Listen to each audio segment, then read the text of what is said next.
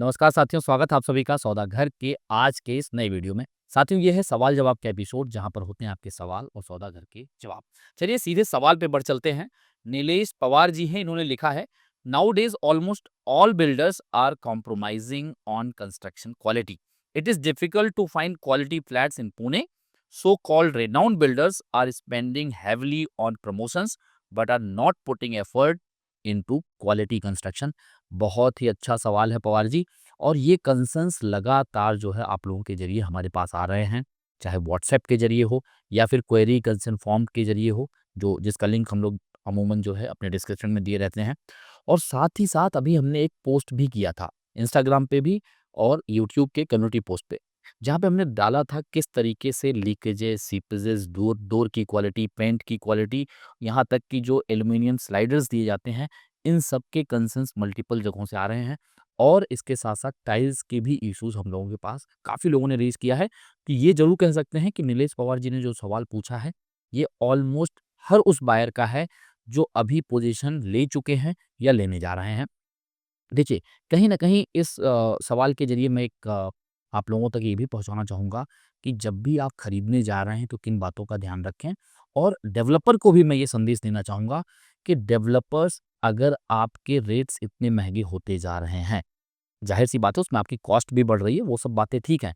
लेकिन अगर कोई बायर अपनी जेब से पैसा निकाल रहा है, तो उसकी बेसिक नीड क्या है कि टाइम पे पोज़ीशन मिल जाए और जो क्वालिटी वो एक्सपेक्ट कर रहे हैं या फिर सेल्स के टाइम पे बताया गया था खरीदने के समय, वो क्वालिटी उनको मिल जाए।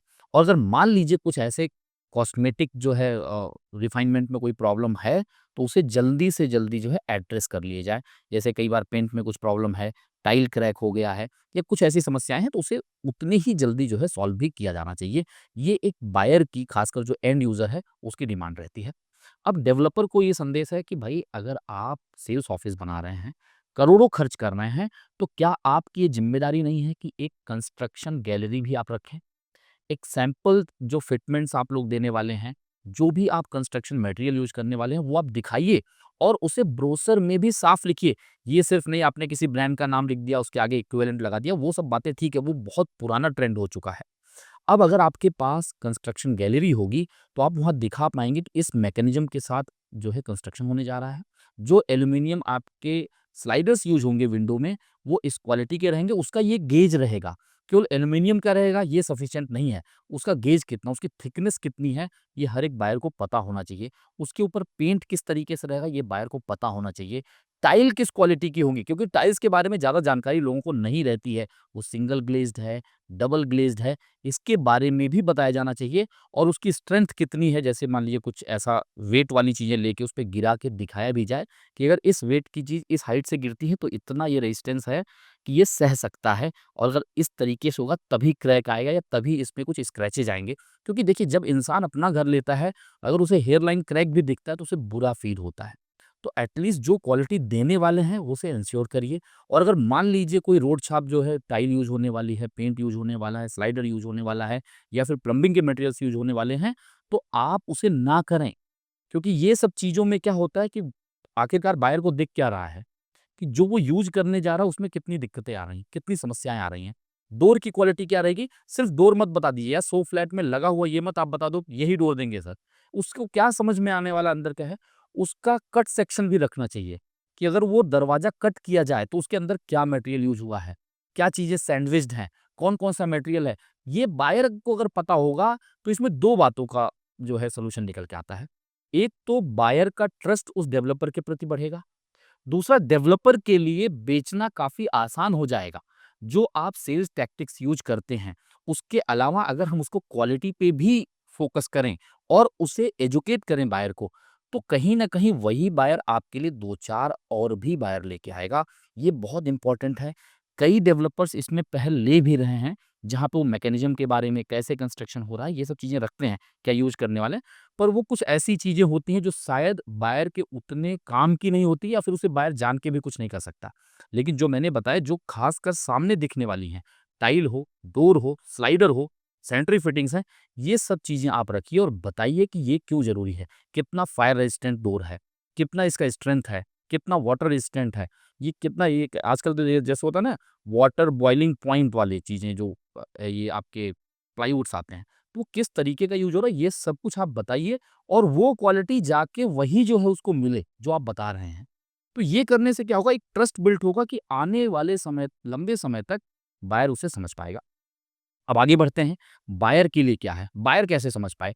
देखिए, आज के समय पे ऐसा होता है कि कंस्ट्रक्शन स्टार्ट ही नहीं होता है और यूनिट एक तरीके से बिक जाती हैं या फिर जस्ट इनिशियल स्टेज पे होता है, यूनिट बिक जाती हैं, तो आखिर वो कैसे उसे एंश्योर करें कि हाँ, क्या क्वालिटी आने वाली है? अब मान लीजिए पास्ट प्रोजेक्ट पे चले जाएँ, वहाँ पे क्वालिटी अच्छी रही होगी, उस समय कंस्ट्रक्शन कॉस्ट कम था या डेवलपर का मनसा अलग था, उसने अच्छा कंस्ट्रक्शन क्वालिटी दिया। लेकिन अब इस कंस्ट्रक्शन में क्या आने वाला है, इसका पता ही नहीं चल पाता है। क्योंकि ड्यूरिंग द कंस्ट्रक्शन जो है फ्लैट बिकते ही नहीं है। ज़्यादातर फ्लैट जो है कंस्ट्रक्शन होने के पहले या फिर मान लीजिए सेकंड, थर्ड फ्लोर का काम चालू है जहाँ पे मेनली जो है कंक्रीट वर्क होता है, उसमें ज़्यादा से ज़्यादा आदमी क्या देख सकता है कि इसमें हनी कॉम्बिंग हुई है या नहीं हुई है उस पर्टिकुलर बीम में, कॉलम में या फिर उस अगर वो एल्यूमीनियम एलुफॉर्म कंस्ट्रक्शन है, तो वहाँ पे जो फिनिश आया है वो किस तरीके का है, बस इतना ही देख सकता है। तो ये जो कंस्ट्रक्शन गैलरी की बात है इम्पोर्टेंट है, लेकिन फिर भी आपको उनके पास्ट प्रोजेक्ट्स को देखना चाहिए। आपको हर एक डेवलपर से डिमांड करना चाहिए कि देखिए सौदागर ने भी इस पे एक वीडियो बनाया है, आप क्यों ना एक कंस्ट्रक्शन गैलरी रखिए। इसमें आपके फ़ायदे की चीज़ होगी और अगर ऐसा आप रखते हैं, तो ही मैं आपके यहाँ यूनिट खरीदूँगा। अगर ये डिमांड एक बायर की तरफ से लगातार डेवलपर के पास जाएगा, तो उनकी मजबूरी हो जाएगी उसे रखना और वही चीज़ फिर वो डिलीवर करें। क्योंकि छोटी-मोटी चीज़ नहीं, आप सोचो मोबाइल लेने जाते हैं तो उसमें क्या प्रोसेसर है, कैसी चीज़ें हैं, क्या क्वालिटी है। आजकल तो उसमें तमाम चीज़ें कि ये मेटल है, टाइटेनियम है, ऐसा-वैसा सब चीज़ बताई जाती है। तो आखिर जब घर ले रहे हैं, करोड़ों की चीज़ ले रहे हैं, उसमें रहने वाले हैं, इमोशनल बॉन्डेज भी होने वाला है, उनका खुद का एक ट्रॉमा भी है कि वो यूनिट सेलेक्ट करें, लोन लें, ईएमआई पे करें, साथ ही साथ रेंट पे रहें और फिर अगर मान लीजिए उनको जो पोज़ीशन लेने जाता है, वो काफ़ी हैप्पी मोमेंट्स होता है। लेकिन उस हैप्पी मोमेंट्स के सामने अगर ये दिखता है नहीं यार ये किस तरीके की चीज़ें हैं, कैसा क्वालिटी हुआ है, कई बार वो यूज़ करने के दौरान उनके सामने आती हैं, तो कस्टमर सोचता है कि यार मेरे साथ तो चीटिंग हुई है। तो ये बात उसको रिग्रेट नहीं फ़ील होने देना, ये डेवलपर की ज़िम्मेदारी है और बायर उनके पास प्रोजेक्ट को देखते हुए वहाँ के खुद के कंस्ट्रक्शन जो जहाँ पे वो ले रहे हैं वो देखते हुए, साथ ही साथ ये डिमांड भी आपको हर डेवलपर के सामने रखना चाहिए। भले आप उस डिमांड के बगैर या उसके लिए उसको देखे बगैर भी आप डिसीज़न ले सकते हैं, लेकिन डिमांड ज़रूर करिए। बिना माँगे कुछ नहीं मिलता। यह भी कहा जाता है अगर बच्चा ना रोए, तो माँ उसे दूध भी नहीं पिलाती। तो आपका डिमांड ज़रूरी है। आगे चलते हैं। प्रीति जी हैं, इन्होंने लिखा है, "will it be good to buy NA plots? Will rate be appreciate near future?" देखिए एनए प्लॉट लेना बिल्कुल एक अच्छा डिसीजन रहता है।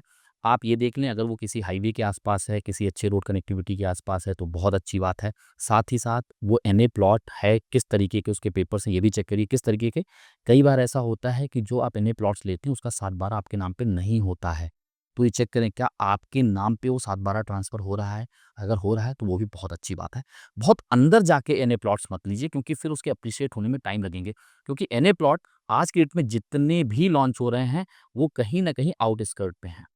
यानी सिटी का जो मेन सेंटर उससे काफ़ी दूर है और उसमें भी अगर आप कनेक्टिविटी के आस-पास मेट्रो का जो कनेक्टिविटी है या फिर हाईवे है या वाइड रोड है, सिर्फ़ ये मत देखिए कि वो डीपी पे दिखा रहे हैं यहाँ से रिंग रोड चले जाएगा, यहाँ से 30 मीटर का रोड जाएगा, यहाँ से आरपी रोड जाएगा। इन सब के चक्कर में मत लीजिए। वहाँ पे जो मौजूदा हालत में जो रोड की विड्थ है उसे चेक करिए और अगर वो वाइड होने वाला रोड है वाइड और आपको लगता है कि वहाँ पे इल्लीगल कंस्ट्रक्शन आस-पास नहीं हुए हैं, तो भरोसा कर सकते हैं। अदरवाइज़ अगर वहाँ पे रोड है ही नहीं, सिर्फ़ आपको बेचने के लिए पतला-सा रोड दिखा दिया जा रहा है और कहा जा रहा है कि यहाँ से ring road, DP road, RP road जाएगा, तो उसके भरोसे आप बिल्कुल भी एनए प्लॉट में मत जाइए।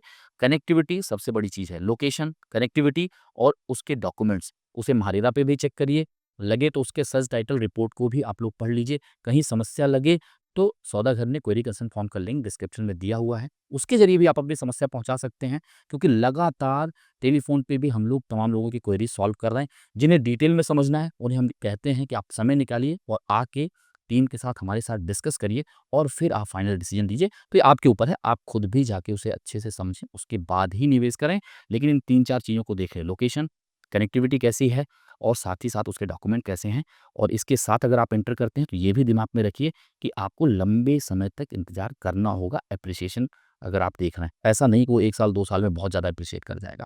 तो कम से कम आप 5 साल, 7 साल का होराइज़न लें कि अगर उतना समय आप रुक सकते हैं, तो आपके लिए ये भी अच्छा होगा कि कल को आप बना के रहना चाहें, तो भी बेटर होगा, क्योंकि कहीं न कहीं डेवलपमेंट भी कुछ हद तक हो जाएगा और वहाँ के रेट भी एप्रिशिएट कर जाएँगे। तो अगर आप एग्ज़िट होना चाहेंगे तो ईज़िली एग्ज़िट हो पाएँगे। अगले सवाल की तरफ बढ़ते हैं।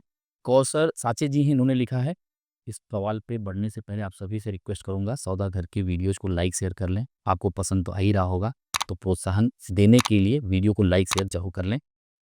इन्होंने लिखा है, before foundation can we do agreement? बिल्कुल, आज के समय पे तो वैसे ही हो रहा है, जो कि पहले सवाल के जवाब में भी इस चीज़ को मैंने कवर किया कि लगातार अगर आप देखें तो जैसे ही सैंक्शनिंग आती है, इमीडिएट जो है आपका एग्रीमेंट स्टार्ट कर दिया जाता है। और अमूमन सैंक्शनिंग के लिए कब अप्लाई किया जाता है? जैसे डेवलपर को सैंक्शनिंग प्लान मिल जाता है, जैसे ही उनको ये एनओसीज़ मिल जाते हैं, उनको ईसी की सैंक्शनिंग मिल जाती है, वो इमीडिएट महारेरा नंबर लेते हैं और महारेरा नंबर आते ही एग्रीमेंट स्टार्ट कर दिया जाता है। टोकन सिस्टम आपको पता ही है, उसके पहले से ही किया जाता है और जैसे ही रेरा नंबर आता है, आपको बुलाया जाता है, आप यूनिट सेलेक्ट करते हैं। तो इस प्रोसेस में होता क्या है कि 10% आप एग्रीमेंट के पहले दे देते हैं और एग्रीमेंट के बाद ही आपसे 10% डिमांड कर लिया जाता है। तो ऐसे केस में आप मान के चलिए कि ये जो डिमांड किए जा रहे हैं, कहे तो जाते हैं सीएलपी यानी कंस्ट्रक्शन लिंक प्लान। तो इसके लिए कई बार आप लोग जो है कन्फ्यूज़ हो जाते हैं, या फिर जो आपने भी सवाल पूछा है, आप भी इसी बात से कन्फ्यूज़ होंगे कि आखिर उसमें तो लिखा है सीएलपी कंस्ट्रक्शन लिंक प्लान, तो ये अभी तो कंस्ट्रक्शन स्टार्ट नहीं हुआ, तो फिर क्यों डिमांड किए जा रहे हैं? पर ये आपके एग्रीमेंट में ही लिखा हुआ है और उसके लिए आप एग्री हो रहे हैं कि 10% मैं पहले दूँगा एग्रीमेंट के और एग्रीमेंट के बाद 10% दूँगा, तो डिमांड कर सकता है और एग्रीमेंट तो आराम से हो सकता है। कंस्ट्रक्शन शुरू होने के पहले, एक्सकवेशन के टाइम पे भी हो सकता है, या फिर हो सकता है आप एग्रीमेंट कर लें, उसके कुछ समय बाद एक्सकवेशन हो, तो इसमें कोई समस्या नहीं रहती है। अगले सवाल की तरफ बढ़ते हैं। रविराज जी इन्होंने लिखा है, do we need to make an additional payment for the redevelopment project और will we receive a new flat as a replacement for our old one? देखिए रविराज जी, बहुत ही अच्छा सवाल है। रीडेवलपमेंट पे बहुत कम अवेयरनेस है। कारण इसका क्या है? मुंबई में देखें तो काफ़ी लंबे समय पहले ही रीडेवलपमेंट ट्रेंड में आ चुका था, क्योंकि वहाँ पे डेवलपमेंट पहले से हुए थे, बिल्डिंग्स उतनी पुरानी हो चुकी थी, जर्जर थी, जहाँ पे रीडेवलपमेंट की ज़रूरत पड़ रही थी।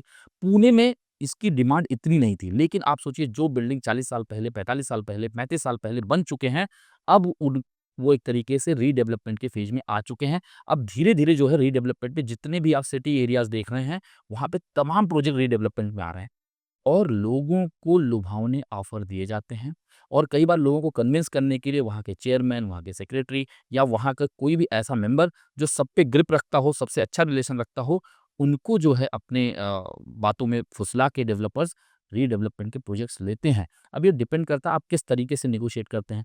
कई बार आपको तो ये भी ऑफ़र कर दिया जाता है कि जो फ्लैट का साइज़ है उससे एक्स्ट्रा एरिया दे देंगे, कुछ आपको अमाउंट भी दे देंगे, जहाँ पे आप लोगों को शिफ्ट किया जाएगा वहाँ का रेंटल भी दे देंगे।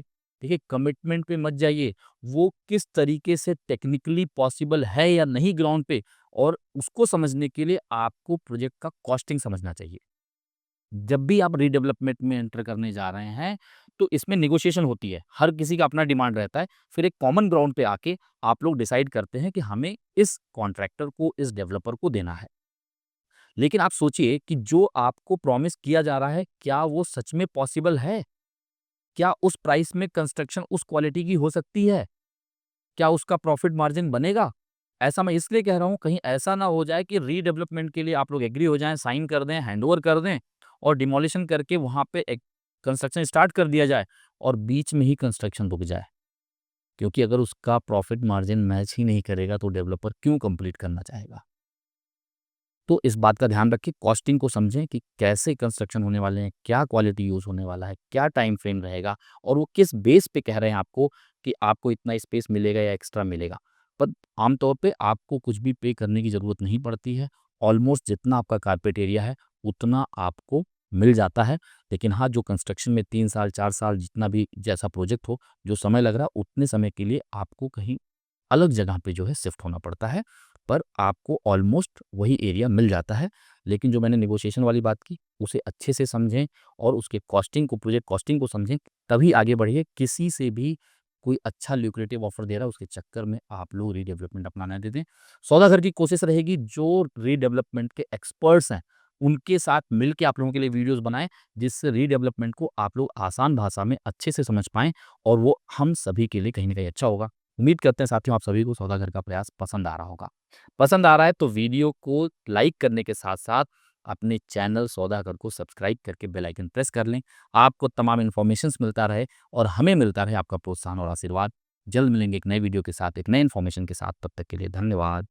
नमस्कार।